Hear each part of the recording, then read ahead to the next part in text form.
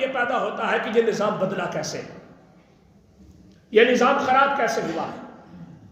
جب صدیق اکبر تھے، چاہنے والے فاروق اعظم کے بھی تھے، چاہنے والے عثمان غنی کے بھی تھے، ماننے والے مولا علی کے بھی تھے، حضرات حسنین کریمین کے قدم چومنے والے بھی تھے، امام اعظم ابو حنیفہ کے پیروکار بھی تھے، جنید بغدادی کے پیروکار بھی تھے، امام احمد بن حنبل کو ماننے والے بھی تھے، امام مالک کو ماننے والے بھی تھے، سارے لوگ آج بھی ان کو مانتے ہیں۔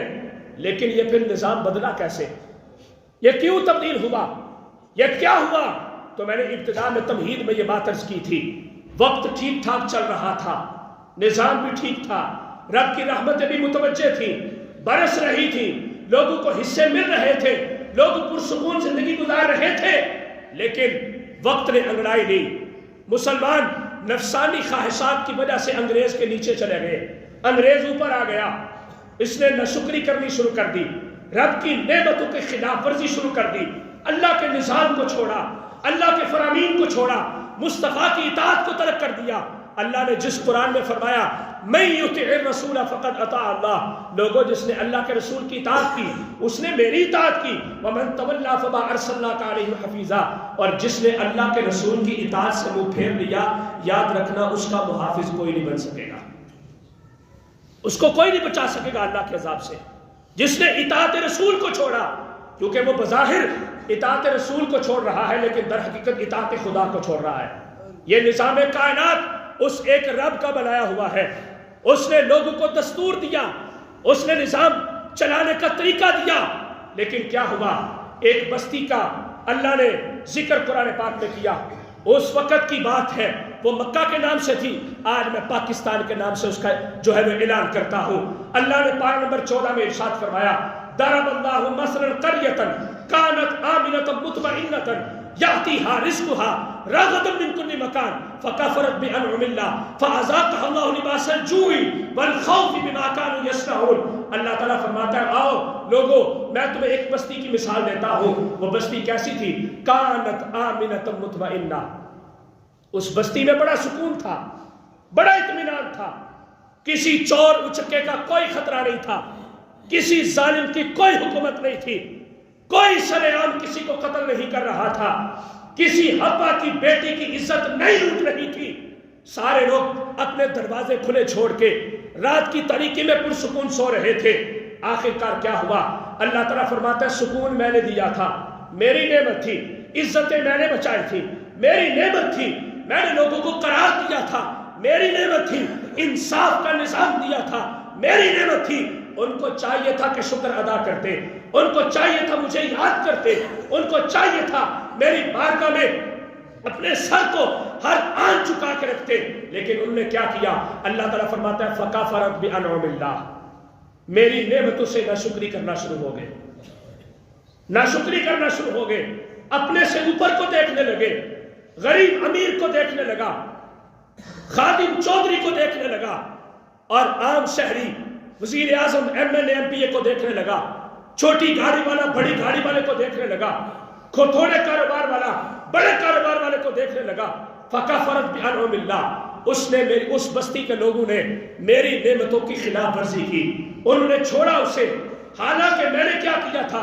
اللہ تعالیٰ فرماتا ہے یَأْتِیہا رِزْقُهَا رَغَدًا مِنْ كُلِّ مَکان، میں نے ان کو ہر طرف سے رزق دیا تھا، زمین غلہ اگاتی تھی، پھل نکلتے تھے، لوگ گوشت بھی کھاتے تھے، فروٹ بھی کھاتے تھے، گندم بڑی وافر مقدار میں، بے موسم کی بارشیں نہیں ہوتی تھی، بے موسم کی ہوائیں نہیں چلتی تھی، بغیر جناب بارش کے سردیاں نہیں گزرتی تھی، اور ٹھنڈی خشک سرد کبھی موسم ایسا نہیں ہوا تھا، ہر چیز ان کو ملتی تھی، ہر نعمت ان کو میسر تھی، لیکن انہوں نے کیا کیا؟ فَكَفَرَتْ بِأَنْعُمِ اللَّهِ، جب انہوں نے میری نعمتوں کی ناشکری اور ناقدری کرنی شروع کی تو اللہ تعالیٰ فرماتا ہے فَأَذَاقَهَا اللَّهُ لِبَاسَ الْجُوعِ وَالْخَوْفِ، میں نے ان کے اوپر دو چیزوں کا لباس مسلط کیا۔ لباس کیا ہوتا ہے؟ ایک ذات کو اپنے اندر ڈھانپ لیتا ہے، بالکل چھپا لیتا ہے۔ ہم نے شلوار قمیض پہنی ہے، لباس پہنا ہے، میرے جسم کے سارے خط و خال چھپے ہیں، آپ کے مجھ پر منکشف نہیں، میرے آپ کے اوپر منکشف نہیں، کسی کو نہیں پتا کہ اندر کیا ہے، اس لباس نے میری عزت کو بچایا، اس لباس نے مجھے محفوظ رکھا، اس لباس نے مجھے سکون دیا، لوگوں کے تانے سننے سے مجھے بچایا۔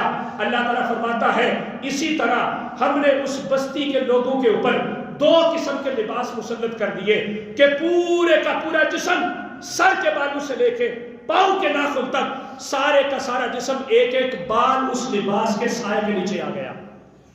اور وہ لباس کون سا تھا؟ اللہ فرماتے ہیں ہم نے ان کے اوپر بھوک کا لباس مسلط کیا، ہم نے ان کے اوپر خوف کا لباس مسلط کیا۔ جب یہ لباس اترے، وہ سمجھ نہ سکے باتوں کو، وہ رب کے عذاب سے بچنے کے لیے اس نعمت والے معیار کی طرف نہ آئے، بلکہ انہوں نے رب کے ساتھ ناشکری کرتے ہوئے اعتراض کرنا شروع کر دیا، رب کے اوپر بہتان لگانے شروع کر دیے۔ وقت گزرتا گیا، وقت گزرتا گیا، وقت گزرتا گیا، آخر کار ان کا معیار صرف گلی محلہ اور گیس اور بجلی کا بل اور میٹر اور پکی سڑکیں اور پل اور صرف یہ نظام معیشت ان کی ایک نشانی بن کے رہ گیا۔ انہوں نے اپنی مسجدوں کو آباد نہ کیا، انہوں نے نظام عدل کو قائم نہ کیا، انہوں نے حیا کر زمانے کو ترک کر کے بے حیائی کو پھیلانا شروع کر دیا۔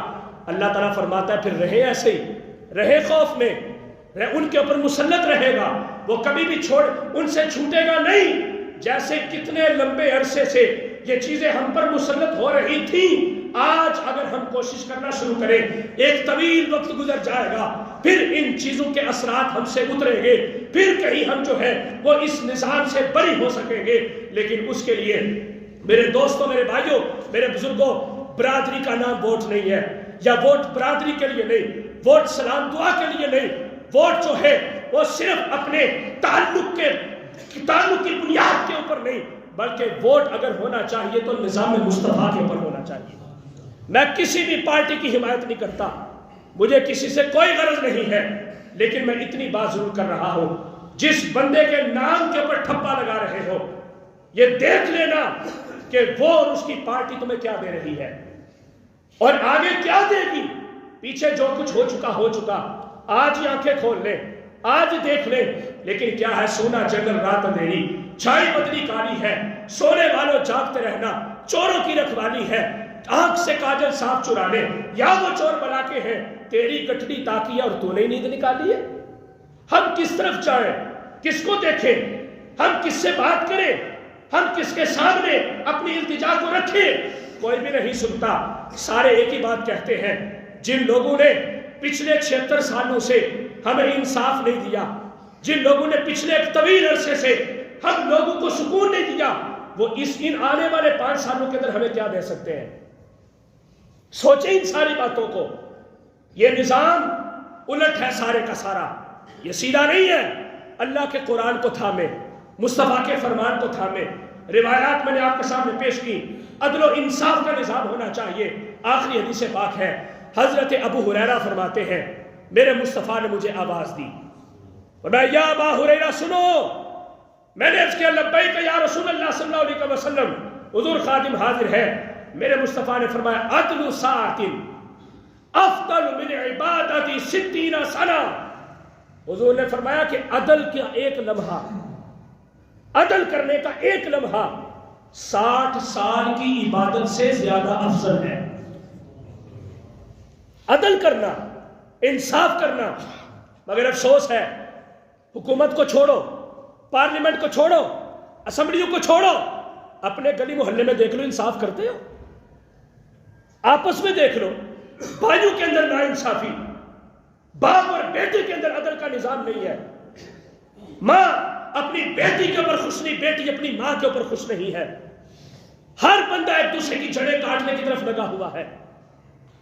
آقا کریم علیہ السلام ارشاد فرماتے ہیں ابو ہریرہ میری امت کو بتا دو، ایک لمحہ جس میں تم عدل کرو گے اللہ کے لیے، انصاف کا علم بلند کرو گے، تو یاد رکھنا ایک طرف تمہاری 60 سال کی عبادت، 60 سال کی عبادت، 60 مہینوں کی نہیں، 60 دنوں کی نہیں، 60 گھنٹوں کی نہیں۔ کسی کو نہیں پتا کہ میری عمر 60 برس ہوگی کہ نہیں ہوگی، اور میں ساری عمر وہ عبادت کرتا رہے، 60 سال اس نے عبادت کی، لیکن جو اس نے ایک گھڑی عدل کیا تھا، وہ 60 سال کی عبادت سے زیادہ افضل اور بہتر گھڑی گزری ہے۔ اور ساتھ ہی فرمایا یہ بھی میری امت کو بتا دینا جس نے ایک گھڑی ظلم کے اندر گزاری، یہ تو 5-5 سال گزارتے ہیں نا، جن کو ہم آگے لے کے آتے ہیں، ہم سے ہی اٹھ کے یہ لوگ آگے آئے اور پلٹ پلٹ کے آ رہے ہیں، دوبارہ کسی نئے کی باری نہیں آئی اور پتہ نہیں آئے گی بھی کہ نہیں۔ ایک گھڑی جس بندے نے ظلم کیا، عدل کیا تھا تو 60 سال سے بہتر وہ گھڑی عبادت میں، اور جس نے ایک گھڑی ظلم کیا تھا اس کے 60 سال کے گناہ ایک طرف اور اس ظلم والی گھڑی کا خمیازہ اس سے بھی بڑا ایک طرف۔ کیا کریں گے ہم؟ تو جب یہ معیار قائم ہو جائے تو پھر میرے دوستوں قحط ہوتا ہے، پھر میرے دوستوں معیشت تنگ ہوتی ہے، پھر کھانے کو کچھ نہیں ملتا، پھر اولادیں نافرمان ہوتی ہیں، پھر سکون اور چین ٹوٹ جاتا ہے، ختم ہو جاتا ہے، ہر بندہ بے چینی اور ہر بندہ بے قراری کی زندگی گزارتا ہے۔ دیکھو اپنے اطراف میں، دیکھو اپنی اپنی جگہ پر کہاں پر عدل ہو رہا ہے، کہاں پر ظلم ہو رہا ہے۔ میرے مصطفیٰ فرماتے ہیں ظالم کی بھی مدد کرو اور مظلوم کی بھی مدد کرو۔ عرض کیا حضور مظلوم کی مدد تو سمجھ آتی ہے کہ ظلم سے بچاؤ، اب ظالم کی مدد کرنے سے کیا مراد ہے؟ میرے مصطفیٰ کریم علیہ السلام نے ارشاد فرمایا ظالم کی مدد کرنے سے مراد یہ ہے کہ اس کو ظلم کرنے سے روکو، اور وہ ہمارے ہاتھ میں ہے۔ خلاصہ پوری گفتگو کا یہ ہے کہ حکمران اللہ کا نمائندہ ہے، وہ کوئی باہر کی چیز نہیں ہے۔ اس کو بھی سوچنا چاہیے میں نے رب کو جواب دینا ہے، لیکن اس سے پہلے ہمیں سوچنا چاہیے جو اس کے نام کے اوپر ٹھپا لگا کے مہر لگا کے اس کو لے کے آ رہے ہیں۔ علم بغاوت بلند نہ کرو، کوئی مسئلہ نہیں، ڈرتے ہو تم جہاد کرنے سے، رہو پیچھے، نہ کرو، لیکن کم از کم ووٹ تو کسی بندے کے پتر کو دو، ظالم کو تو نہ دو نا، ظالم پارٹی کو تو نہ دو، کسی ایسے بندے کو دو۔